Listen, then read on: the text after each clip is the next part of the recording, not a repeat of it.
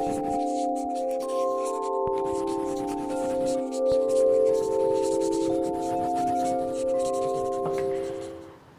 2017, me and my small crew, around 20 members, we went to Afghanistan. Yes, you heard it right, Afghanistan. We went there to shoot a feature film. I think after Kabul Express film, the only Indian crew which went to Afghanistan, like actual Kabul, to shoot a feature film was me and my crew. I must thank them. I thank everybody who really trusted me and came along with me to do this film. And we were there, and we had nearly a couple of times, near-death experience. Like we had the news like the snipers are aiming at us, and we were on the landmines, and there was a suicide bombers, crossing by. And in the end, we had twin blast, for which we had to come back to India. And that's how the project is in pause. But we all of us together, we are still very hopeful that one day we're going to finish this film, no matter what. So that's the madness and the passion I have for cinema. So I'll tell you how this whole thing started. It started when I was very young, when I was a kid. I think the credit goes to my father, my dad, Mr. Alphonse. He wanted to become a filmmaker. But he was the coolest dad. Like, he took me to the movies. Can you imagine dad taking a kid to the movies? My dad did that. He took me to the movies. And not just taking me to the movies, he actually explained me how a movie is made, what goes into making a film. Made me understand the language of cinema, who's a director and how a film is edited and what does a cinematographer do. Sometimes I really wonder what made my father think that I would understand all of this, at that little age. But surprisingly, I did understand. And somewhere, even without me knowing, I developed a love towards this craft. My dad gave this dream to me, and he passed away. And now, dream versus reality, I got his job. It's a central government job. And I was little in a shock because I had to take it up. So I thought I would, voice it out to my family, my core family. And my family is very orthodox and very academically inclined. And if you see, like, my dad's side, mom's side, any side, nobody is into films. These people just believe in watching cinema and enjoying cinema and leave it there. Nobody even dreams of pursuing it.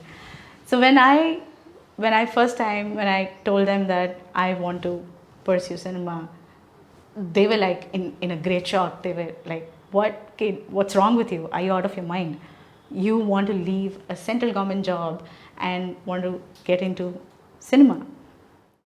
I have to thank my mom. Finally, she was fed up of me crying it out so many times. So she said, "All right, I'll give you a couple of years on one condition, that you finish MBA, because just in case if you don't make it here, if you don't get through here, then you need something to fall back." So the condition was, I wanted to go to FTII, but I was sent to MBA to finish that so that I would have a standby, just in case if nothing works out here. So right before she made this decision and gave me permission, part of my job was to collect tickets. Yes, I was a ticket collector. So I used to travel from Bolaram to Mehboob Nagar, part of squad. And when I used to travel in these local trains, I used to watch these rag pickers. I started observing them, the way they walk, the way they talk, their body language. And as and when, stories started coming out, and out of that, one very interesting story shook me up. Like, I'm here to be a filmmaker, and visual medium is one of the most influential medium. And since I have this tool, why don't I do something about it? But I didn't know how to do and what to do. So all I could do at that time was whatever I heard from these boys, I could just write it in my own way. Now, I didn't even know how exactly a script was written at that point of time, but I just wrote it in my own way, and I kept it. Much later, I joined Sutradhar Theatre Group, run by Mr. Vinay Verma. Now, that place was a place which opened doors and windows to actual cinema. I actually got an opportunity to assist for a film. it was like a live film school for me. I learned so much. And that's when it was kind of formatting in my brain, how do I put this story on paper, but still had no clue what to do about it. And that's where I found my brother, Mr. Bhupesh Arbhupati. He was ACE, art director, production designer at that time. He was the first person to hear this story. And the first reaction was, wow, Jen, why don't you go make it? I was like, what are you even talking? How do I go make this film? I don't have money. I don't have resources. I don't know how to do it. He's like, no, you will. Just go make it. And this thing just sat in my head. And I'm like, how do I make it? So that's when I quietly went and joined a IT company. Now this, again, my family members were like really shocked. What is wrong with this child? She leaves a central government job and she goes and, joins a call center. I mean, my poor mom, she had to like face all of this. But every single day sitting in that call center, looking at that computer, I used to only tell myself, what am I here for? I'm here for the money to make my short film. And that's how I spent that 1 year waiting, looking at my savings. And the moment the money was ready, I jumped out of that company and I came back. And we finished this film, and you won't believe it, this film actually went on to win 3 state awards. It was the best film and best child actor and best director. I could never ever imagine such a response. So my family thought I really made it, and after winning 3 state awards, I'm set for life. I'm going to get a feature film right away, and I'm going to be the busiest director in the town. But nothing of that sort happened, because that whole equation works differently. I mean, your awards and all really doesn't fetch you. Yeah, it gives you. It stays on your profile, but getting a producer to produce a film is a whole different thing. Out of that, I understood 2 things. One is to just sit down and give the power to the other person, and just wait, allow him to control your destiny, and just wait, or keep doing stuff with whatever you have. So the second option made sense to me.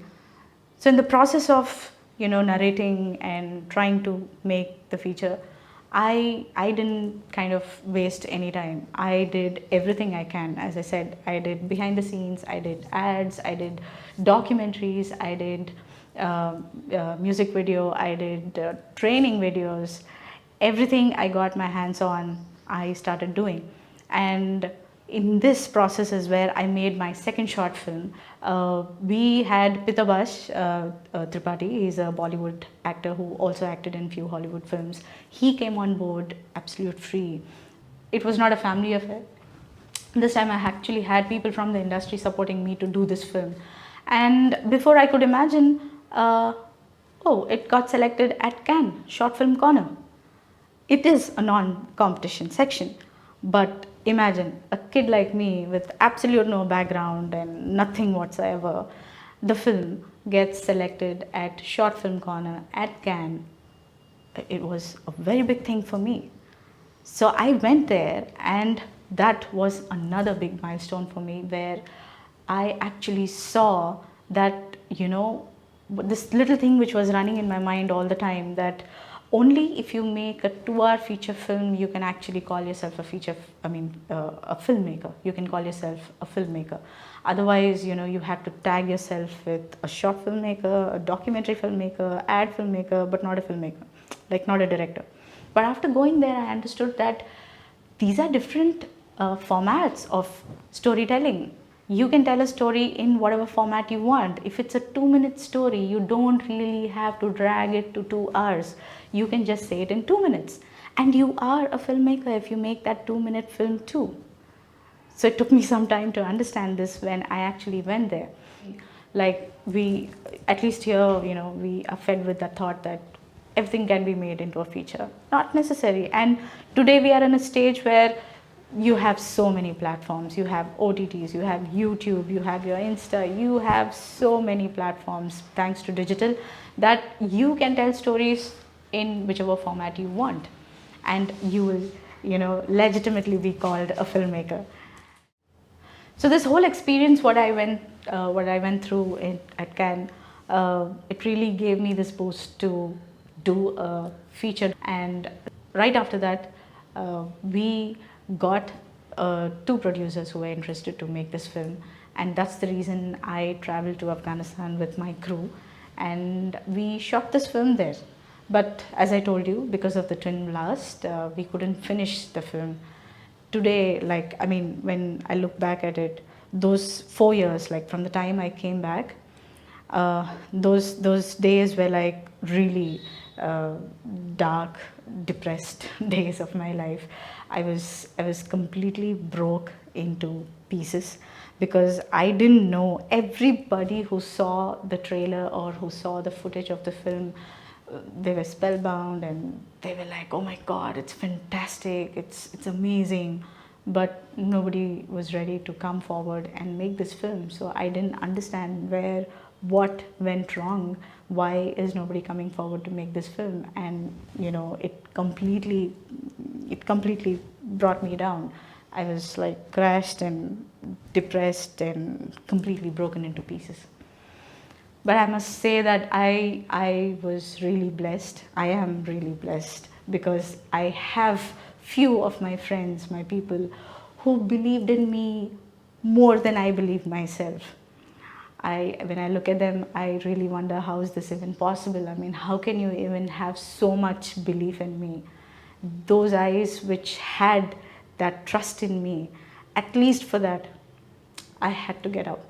I had to get up. I had to gather all my pieces and I had to reconstruct myself once again and brush it off and say, all right, let's try once again. But what is more important is this process, it's this journey is what lasts all the time. Struggle is like, it's a constant thing. Like how success comes and goes away. Struggle is something like, for example, I have seen people who have made fantastic first films and still struggle for their second film. I've seen the second film directors struggling for their third film. So the struggle is constant, and mind you, it's gender bias.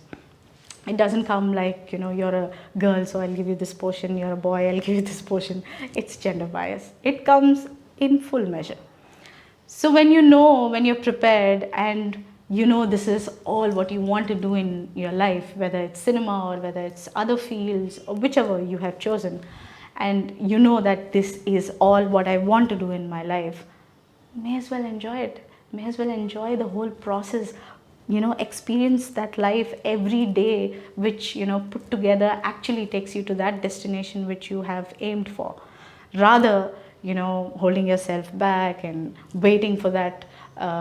Like, as I said, I was always thinking that, I would finish my feature film and then go for a TED talk. But here I am already here because this is what is more important. Tomorrow, whenever it happens, yeah, it happens. But, experiencing it every single day is what makes life, and it makes that journey, because end of the day, is that journey what is more important than the actual destination. I hope you get what I'm trying to say. So the experience I had at Cannes really opened up so many avenues for me. One thing was like, the clarity that yes, I can do different formats.